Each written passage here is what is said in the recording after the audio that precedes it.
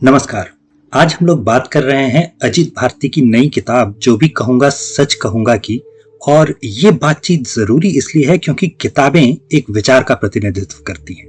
हाल के दौर में भारत में हमने देखा है कि अगर आप एक खास आयातित विचारधारा के नहीं हैं तो आपके विचार भी कुचले जाते हैं।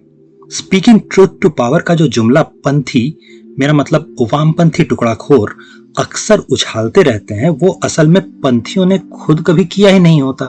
उनका इरादा तो अंततः कुछ पुरस्कार ले लेने, किसी आयोग की सदस्यता, अध्यक्षता हथिया लेने तक का ही होता है। असल में सत्ता पक्ष के मुंह पर कह दिए गए सच को जो किताबें दर्शाती हैं वो तो यही जो भी कहूंगा सच कहूंगा जैसी किताबें हैं। अपने प्री बुकिंग के दौर से ये किताब बेस्ट सेलर की श्रेणी में आ गई थी। चूंकि अजीत भारती पहले भी ऐसे व्यंग लिख चुके हैं जो 1-2 महीने नहीं बल्कि 2-3 साल तक अमेजन के बेस्ट सेलर की लिस्ट में बनी रहे, तो उनकी किताब के आते ही उसका बेस्ट सेलर की कुर्सी हथिया लेना कोई आश्चर्य की बात नहीं थी। ये जरूर है कि बकर पुराण की तुलना में इस बार उनका विषय बिल्कुल अलग है। बकर पुराण जहां बैचलर की तरह कहीं बड़े शहरों में पढ़ाई या नौकरी के लिए गए लड़कों के जीवन के बारे में बात कर रही थी, वहीं जो भी कहूंगा सच कहूंगा समसामयिक विषयों पर लिखे गए व्यंग हैं। इनमें से कई हो सकता है आपने उनके YouTube चैनल पर देखे सुने हो। इस किताब को पढ़ने में मुझे करीब 4-5 घंटे लगे थे। यहाँ ये भी स्पष्ट कर दें कि मेरा पेशा ही पढ़ने से जुड़ा है, इसलिए मुझे कम समय लगता है। आप भी एक ही दिन में ये किताब पूरी खत्म कर पाए ऐसा जरूरी नहीं है। हाँ, ये जरूर है कि अगर आपने कोई चैप्टर पढ़ना शुरू कर दिया है तो संभवतः आप उसे पूरा खत्म करके ही उठेंगे।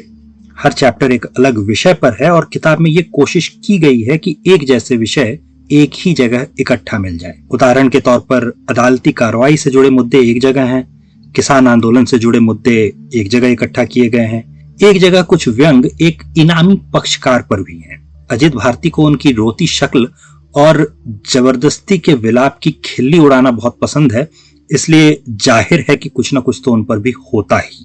एक बार फिर से बता दें कि इस किताब की संपादन की प्रक्रिया से हम जुड़े रहे हैं, इस वजह से ये किताब प्रकाशित होकर आम लोगों के लिए उपलब्ध हो इससे पहले ही हमने पढ़ ली थी। जहां हमने बदलाव किए हैं उसमें से एक तो यही था कि कौन जात हो पूछने के लिए कुख्यात आदमी का नाम हमने कई जगह से हटाकर वहां इनामी पक्षकार कर दिया है। किसी मानसिक रोगी का नाम बार बार किताब में आए ये अच्छा नहीं लग रहा था। इसके अलावा BSDK जैसे शब्दों का प्रयोग भी था और हमें लगा कि अक्षरों के क्रम न तो शास्त्रीय हैं न संसदीय, इसलिए हमने उसे बदलकर DK बोस कर देने की थोड़ी बहुत कोशिश की है।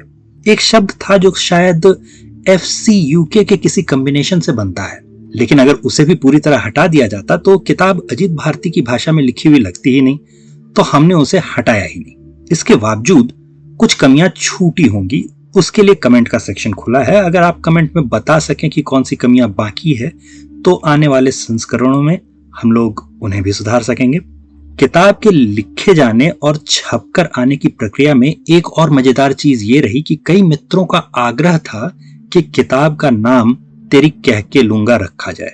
अब आप लोगों को तो पता ही है कि हम लोग कितने सभ्य लोग हैं। संसदीय भाषा के प्रति तो हम लोगों का विशेष आग्रह रहता ही है, इसलिए होली नजदीक होने के बावजूद भी हमने बिल्कुल साफ सुथरे से जो भी कहूंगा सच कहूंगा के नाम का चुनाव ही किया। इस नाम के पीछे एक दूसरी वजह थी अदालती मामले। कुछ लोगों को लगा कि अदालत के बारे में एक भी शब्द बोलना सीधे सीधे अवमानना है। ये लोग ये भूल जाते हैं कि कार्यपालिका, न्यायपालिका, विधायिका और पत्रकारिता के जो 4 स्तंभ लोकतांत्रिक व्यवस्था को उठाए रखते हैं वो जनता के लिए हैं, न कि जनता कार्यपालिका, विधायिका, पत्रकारिता या फिर न्यायपालिका के लिए है। ऐसा ही एक अवमानना का मामला अजीत भारती पर पहले ही चलाने की अनुमति दे दी गई थी और अब एक बार फिर से वेणुगोपाल जी ने अजीत भारती पर मुकदमा चलाने की अनुमति दी है। ऐसा जो पिछला वाला था उस अनुमति का क्या हुआ, अनुमति मिलने के बाद मुकदमा हुआ भी या नहीं, इसके बारे में हमें कुछ नहीं मालूम है। जहां तक किताब का प्रश्न है तो अगर मुकदमा करने की मांग करने वालों ने किताब पढ़ ली तो जितने चैप्टर में अदालत की बात हुई है उतनी बार यानी 4-6 बार और मुकदमा चलाने की अनुमति तो मांग ही लेंगे। ये बड़ी ही दुखदाई स्थिति होगी। क्योंकि अजित भारती ने कहा या लिखा क्या था, यह समझने के लिए उन लोगों को 4-6 चैप्टर का अंग्रेजी अनुवाद करवाना होगा। उन लोगों को भारत के करीब 50-55% लोगों द्वारा बोली समझी जाने वाली भाषा हिंदी समझ में नहीं आती है।